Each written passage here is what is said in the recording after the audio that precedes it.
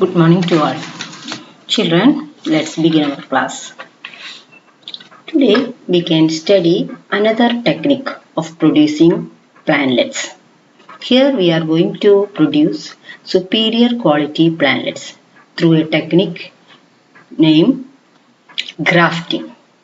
See, in the previous class we have studied layering. At that time we know that we can produce only the plantlets that shows the parental qualities, isn't it? Here we are producing superior quality plantlets. For layering we need only one plant. On that plant itself we are doing the steps, isn't it? But for grafting we need two plants. One rooted plant and a branch. The rooted plant used for grafting is known as stalk. We are giving a new name called stalk and scion. That is, the rooted plant used for grafting is known as stalk. Here you can see the definition. That is important. You want to study what is stalk and what is scion. You want to write it.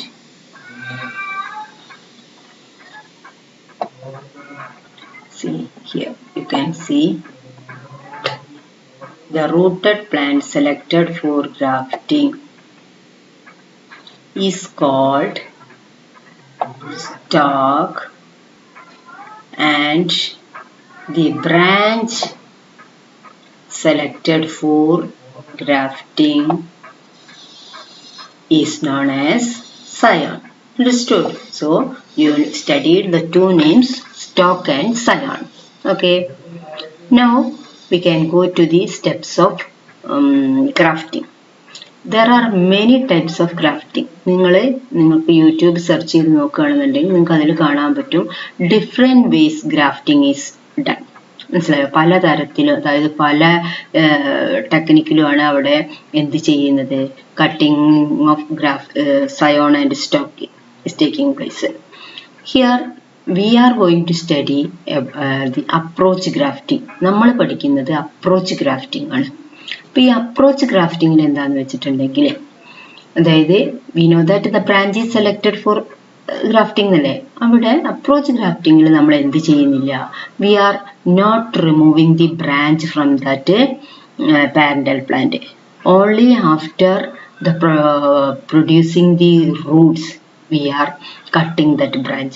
മനസ്സിലായോ? അതേസമയം whip grafting, പിന്നെ എന്താ പറയുക, V shaped grafting, T type grafting, അത് ആ രീതിയിലൊക്കെ ചെയ്യുന്ന സമയത്ത് എന്ത് ചെയ്യുന്നുണ്ട്, we are cutting that branch.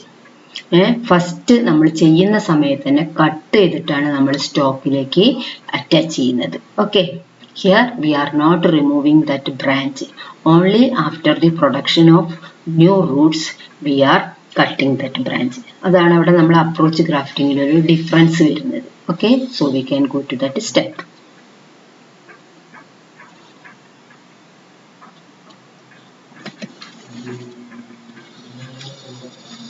This is the steps of approach grafting. You observe this. Here you can see 4 steps. അല്ലേ? എന്തെല്ലാമാണെന്ന് നോക്കാം. Okay. So what we are going to do in the first step നോക്കാം.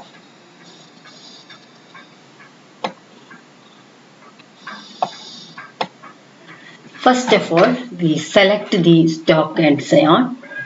Stalk is about a 1-year-old plant and scion is a high quality plant. Okay. ഇനി നമ്മൾ already we select a branch from that scion പ്ലാന്റിൽ നിന്ന് നമ്മൾ ഒരു select ചെയ്ത് വെച്ചിട്ടുണ്ട്. See here you can see that scion കാണുന്നുണ്ടല്ലോ. See this branch. Okay. ഇതാണ് നമ്മുടെ സയോൺ എന്ന് പറയുന്നത്. അവിടെ നമ്മൾ here we already select this. Then peel off the bark from the facing side of both the stalk and scion in 3.5 centimeter length. Understood? Here you can see. Here. Now see here you can see the peel of the bark, and our bark remove here also. See here in stalk also they remove the bark 3.5 centimeter length. Understood? By using a knife. അവിടെ ശ്രദ്ധിക്കേണ്ട കാര്യം നമ്മൾ knife use ചെയ്യുമ്പോൾ നല്ല എന്താ പറയാ sharp knife ആയിരിക്കണം. അതിന് ശരിക്കും ഗ്രാഫ്റ്റിംഗ് നൈഫ് എന്ന് പറഞ്ഞിട്ടുള്ള ഒരു സംഭവം തന്നെ വാങ്ങിക്കാനുണ്ട്. ഇനി അഥവാ ബ്ലേഡ് ആണെങ്കിൽ തന്നെ നമ്മൾ യൂസ് ചെയ്യുമ്പോൾ പിന്നെ നന്നായിട്ട് ശ്രദ്ധിക്കണം, പുതിയ ബ്ലേഡ് ഉപയോഗിക്കണം. കാരണം ഇവിടെ നമ്മൾ ഗ്രാഫ്റ്റ് ചെയ്തതിന് ശേഷം വരുന്നത് ഈ രണ്ട് പ്ലാന്റിന്റെയും കൂടി ബ്രാഞ്ചസിലുള്ള സെല്ല് ഗ്രോത്ത് ചെയ്യാണ് ചെയ്യുന്നത്. മനസ്സിലായോ? അപ്പൊ ആ സെൽ ഗ്രോത്ത് കറക്റ്റായിട്ട് നടന്നിട്ടില്ലെങ്കിൽ ഒരിക്കലും എന്താവൂല, ഗ്രാഫ്റ്റിംഗ് സക്സസ്ഫുൾ ആയിരിക്കൂല. So we must use good quality knife. എപ്പോഴും നന്നായിട്ട്, അല്ലാതെ പഴയ നൈഫൊന്നും ഉപയോഗിച്ച് ഗ്രാഫ്റ്റിംഗ് ചെയ്യാൻ പാടില്ല. ബ്ലേഡ് ആണെങ്കിൽ തന്നെ പുതിയത് യൂസ് ചെയ്യുക. പുതിയത് യൂസ് ചെയ്യുമ്പം തന്നെ if you are removing the bark by using one side to remove stalk, other side you can use for the scion. അതായിരിക്കും better. Okay, so first of all to remove the bark. Then second step, what is the second step? This is the second step.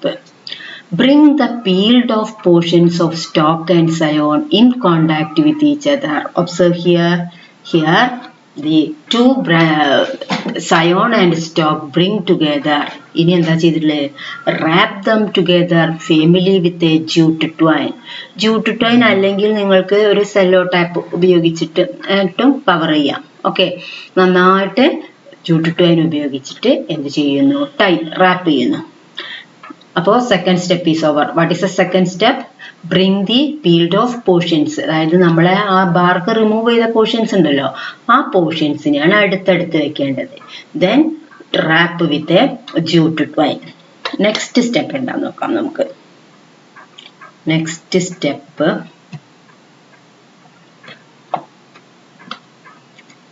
see, this is the next step. Cover it with a wax cloth or a plastic tape. Jute ട്വൈനെ കൊണ്ട് നമ്മൾ rap ചെയ്തതിന് ശേഷം അതിന് മുകളിലായിട്ട്, അതായത് നമ്മൾ അവിടേക്ക് എന്ത് ചെയ്യാൻ പാടില്ല, വെള്ളമൊന്നും നമ്മൾ ഒഴിച്ചു കൊടുക്കാൻ പാടില്ല. അല്ലാതെ ലെയറിങ്ങിനാണെങ്കിൽ നമ്മൾ അതിന് സൈഡിലൂടെ ഇത്തിരി വെള്ളം ഒഴിച്ചാലൊന്നും കുഴപ്പമില്ല. പക്ഷെ ഗ്രാഫ്റ്റിങ്ങിന് എന്ത് പാടില്ല?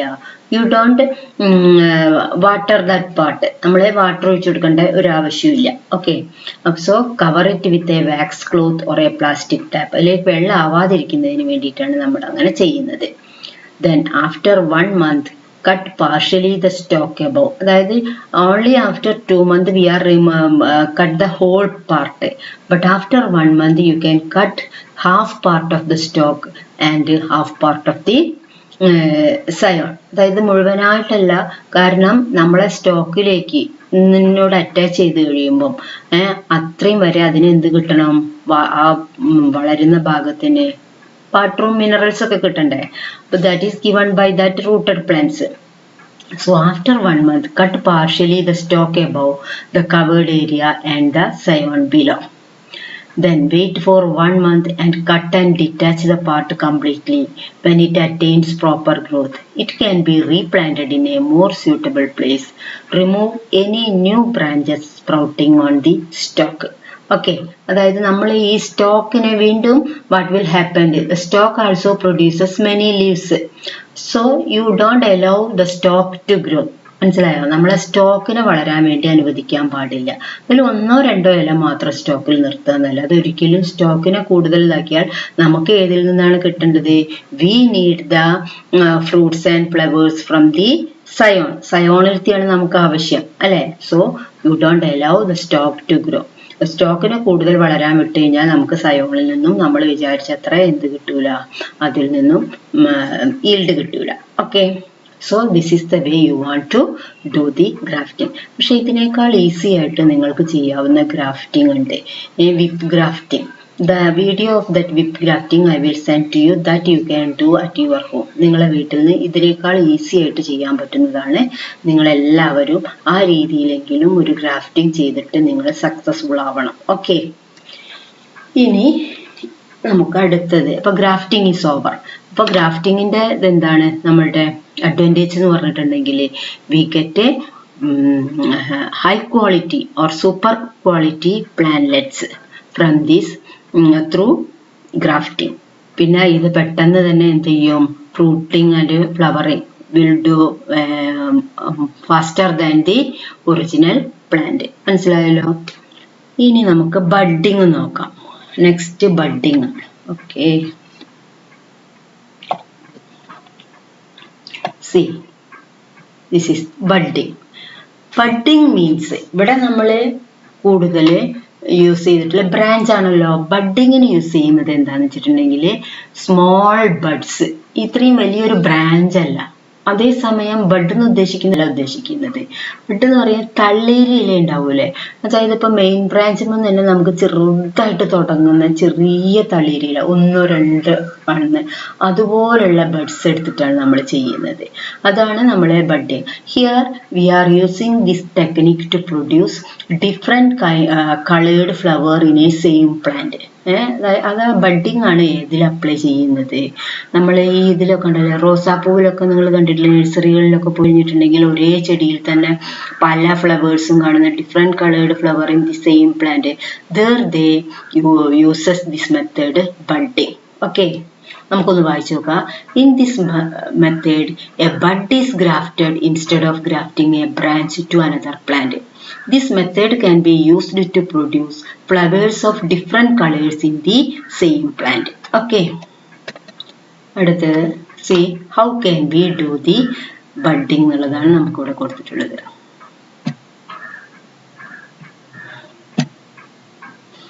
These are the steps of budding.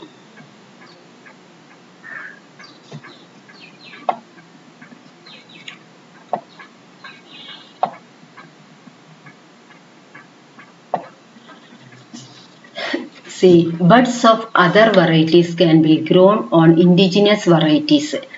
How can we do this budding? For this also, as in the grafting, we need one indigenous plant. What is meant by indigenous plant? അതായത് നാടൻ ഇനങ്ങൾക്കാണ് ഇൻഡിജീനിയസ് പ്ലാന്റ് എന്ന് പറയുന്നത്. നമ്മൾ rose ചെടിയൊക്കെ ആണെന്നുണ്ടെങ്കിൽ നമ്മൾ എന്താ പറയുന്നത്, ഇതല്ലല്ലോ പറയാ, നമ്മൾ ചെറിയ റോസ് പൂവ് നിറയെ പൂക്കൾ ഉണ്ടാവുന്ന നഴ്സറിയിലല്ലാത്ത നമ്മളെ വീട്ടിലൊക്കെ ഉണ്ടാവാറില്ലേ. അതായത് നമ്മൾ എങ്ങനെ കുഴിച്ചിട്ട് കഴിഞ്ഞാൽ അതങ്ങനെ നശിച്ചു പോവാത്ത തരത്തിൽ. അതേസമയം നമ്മൾ നഴ്സറിയിൽ നിന്നൊക്കെ കൊണ്ടുവന്ന് 1-2 പ്രാവശ്യം കൊണ്ടുവന്ന് കഴിഞ്ഞാൽ അത് ഇല്ലാതെയായി പോവില്ലേ. അതല്ലാതെ അതാണ് നാടൻ ഇനങ്ങൾക്കാണ് നമ്മൾ ഇൻഡിജീനിയസ് പ്ലാന്റ് എന്ന് പറയുന്നത്. ഇപ്പൊ ഗ്രാഫ്റ്റിങ്ങിൽ തന്നെയും നമ്മൾ ഇൻഡിജീനിയസ് പ്ലാന്റ് ആണ് എന്തായിട്ട് എടുക്കേണ്ടത്, സ്റ്റോക്ക് ആയിട്ട് എടുക്കേണ്ടത്. Here also we are using this indigenous plant as stock. Okay, കാരണം എന്താ വെച്ചാൽ ഇൻഡിജീനിയസ് പ്ലാന്റിന് എന്തായിരിക്കും, ഡിസീസ് റെസിസ്റ്റന്റ് വെറൈറ്റീസ് ആയിരിക്കും അത്. രോഗങ്ങളൊന്നും അധികം ഉണ്ടാവാത്ത തരത്തിലുള്ളതാണ് ഇൻഡിജീനിയസ് പ്ലാന്റ്. പിന്നെ അവയ്ക്ക് കൂടുതൽ കെയറിങ്ങും കൊടുക്കേണ്ട ആവശ്യമില്ല. മനസ്സിലായോ. അതേസമയം നമ്മൾ ഈ മറ്റുള്ള ഗ്രാഫ്റ്റഡ് പ്ലാന്റ്സിനൊക്കെ നമ്മൾ കൂടുതൽ കെയറിങ് കൊടുക്കേണ്ടി വരും. അപ്പം we are taking indigenous plant as the stock. Now what we are going to do, as in the figure you can make T-shape cutting on that stock. മനസ്സിലായല്ലോ. ഇവിടെ നോക്കൂ,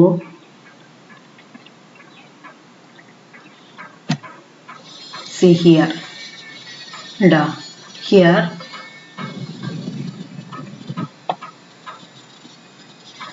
T-shape cutting. ഇങ്ങനെ നമ്മൾ ജസ്റ്റ് ഒന്ന് blade കൊണ്ട് എന്താക്കുക, T-shape cutting എടുത്തിട്ട് നിങ്ങൾ എന്ത് ചെയ്യുക, ഓപ്പൺ ദാറ്റ് ബാർക്ക്, അതിൻ്റെ ബാർക്ക് ഒന്ന് ഓപ്പൺ ചെയ്യുക.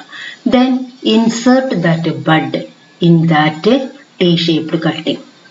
See here, make a T-shaped cutting. നോക്കാം നമുക്ക്. See,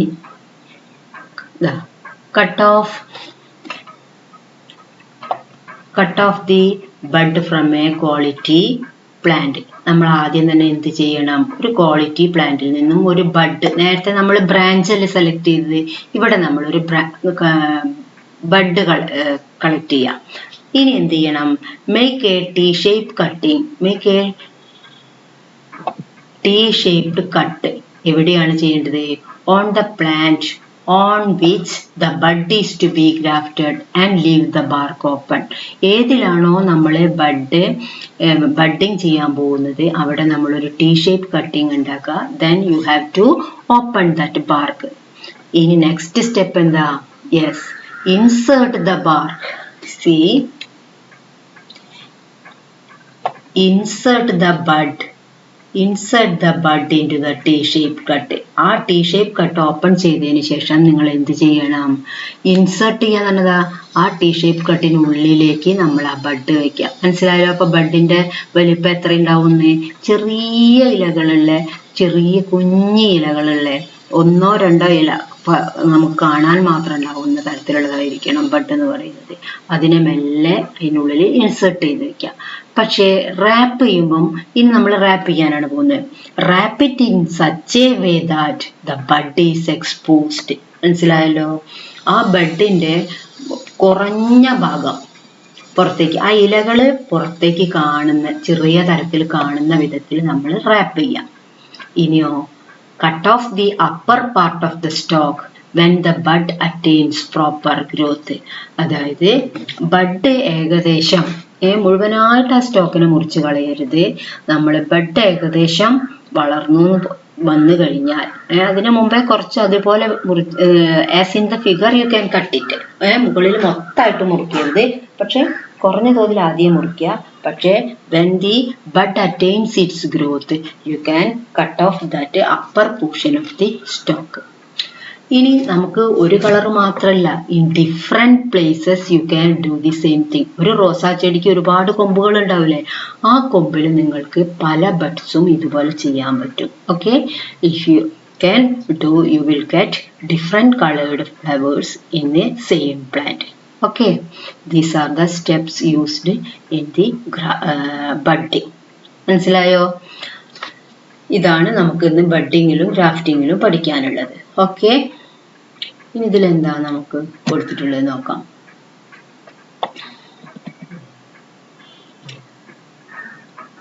See, here 2 variety plants are given. Variety 1, variety 2. എന്താണ്? ലോങ് ലൈഫ് സ്പാൻ ഉള്ളതാണ് വെറൈറ്റി 1.